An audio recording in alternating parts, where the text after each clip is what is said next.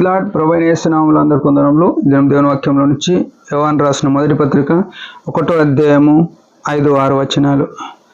మేము ఆయన వలన విని మీకు ప్రకటించు వర్తమానం ఏదనగా, దేవుడు వెలుగై ఉన్నాడు, ఆయన యందు చీకటి ఎంత మాత్రమును లేదు. ఆయనతో కూడా సహవాసము గలవారమని చెప్పుకొని చీకటిలో నడిచిన ఎడల మనం అబద్ధమాడుచు సత్యము జరిగింపకుందుము.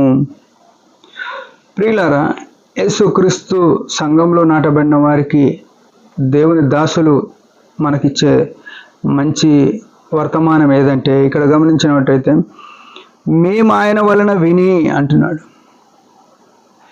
వీళ్ళు దేవుని వాక్యం ఏదైతే బోధిస్తూ వచ్చినారో ఆయన వలన, యేసుక్రీస్తు ప్రభువు నోట నుంచి వచ్చిన మాటలు విని అంటున్నాడు. ఆయన మాటలు విన్నప్పుడు మన జీవితంలో విశ్వాసం కలుగుతుంది. ఆ విశ్వాసం ఏం చేస్తుందంటే మనల్ని నిత్య జీవం వైపు నడిపించేదిగా ఉంది.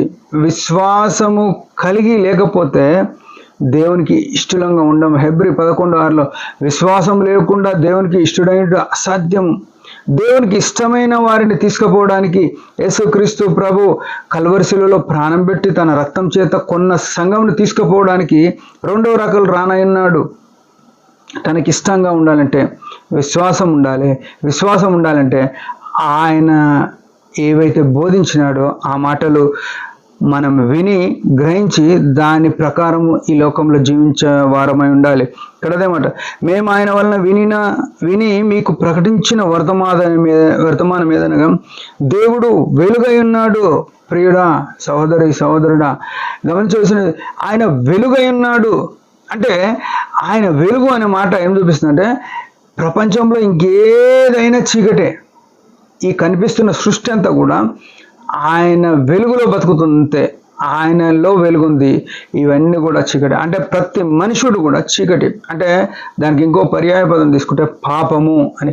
పాపం లేనివాడు, వెలుగై ఉన్న దేవుడు, ఏకైక ప్రభు యేసే, ఇంకొకరు కాదు. ఆయన నిన్ను నన్ను తన మార్గంలోనికి రావాలనే ఉద్దేశంతో ఆయన కల్వరి శిలువలో ప్రాణం పెట్టి మనల్ని తన వెలుగులోనికి నడిపించినాడు. ఆయనలో చీకటి ఏమాత్రం లేదు. ఆయనతో కూడా సహవాసము గలవారమని, అంటే మనం సహవాసం గలవారమని చెప్పుకుంటున్నాము, కానీ చీకట్లో నడుస్తున్నాం. అంటే చీకట్లో నడవడం అంటే అర్థం ఏంటంటే యేసు ప్రభు లేకుండానే మనం ఈ లోకంలో పరిచర్య చేస్తున్నాము, సేవ చేస్తున్నాం, వాక్యం చెప్తున్నాం, పాటలు పాడుతున్నాం, అనేకమైన ప్రత్యేకమైన కూడికలు పెట్టుకుంటున్నాం, సంఘముగా కుటుంబంగా మూవ్ అయిపోతున్నాం, సాగిపోతుంది జీవితం. యేసు ప్రభు లేకుండానే. యేసు ప్రభును కలిగి ఉంటే ఆ ప్రత్యక్షత, ఆ ప్రత్యేకత, వేరైన జీవితం. లోకముతో రాజీ పడకుండా, లోకంతో సంబంధం లేకుండా ఉండవలసిన వారం. ఈనాడు మనలో లోకం ఉంది, మనము లోకంలో ఉన్నాం. మనం లోకంలో ఉండడం తప్పేం లేదు, కానీ మనలో లోకం ఉండొద్దు. ఈనాడు ఎవరు చెప్పగలుగుతారు నాలో లోకం ఏం లేదు అని? లోక సంబంధమైన ఇచ్చలు, కోరికలు, నడకలు, చేతలు అన్ని లోక సంబంధమైనవి. ఆదివారం మొదలుకొని ఆదివారం వరకు లోకంతో మమేకమై జీవిస్తున్నాం. మనము వెలుగు సంబంధులు మనం ఎలా చెప్పుకోగలుగుతాం? వెలుగు సంబంధులు అంటే లోకంతో రాజీ లేని జీవితం, నో కాంప్రమైజ్. అసలు రాజీ పడొద్దు. లోకాచారాలు, రోమపత్రిక 12లో 2వ వచనంలో మీరు ఈ లోక మర్యాద అనుసరింపక అనుంది. లోకానికి ఒక మర్యాద ఉంది, దాన్ని పట్టుకొని మనం పోవద్దు. మనం అనేకసార్లు అంటాం, వాళ్ళు ఏమనుకుంటారు ఇట్లా చేస్తే, వీళ్ళు ఏమంటారు ఇట్లా చేస్తే ఏమనుకుంటారు, ఇది తీసుకోపోకపోతే ఏమంటారు, ఇది చేయకపోతే ఏమంటారు. మనసులో మర్యాదను చూస్తున్నాం. యేసు ప్రభు ఏమనుకున్నాడు అనేది ప్రాముఖ్యంగా నేను జీవించినప్పుడు ఆయనతో మనము వెలుగులో ఉన్నవారం అవుతాం.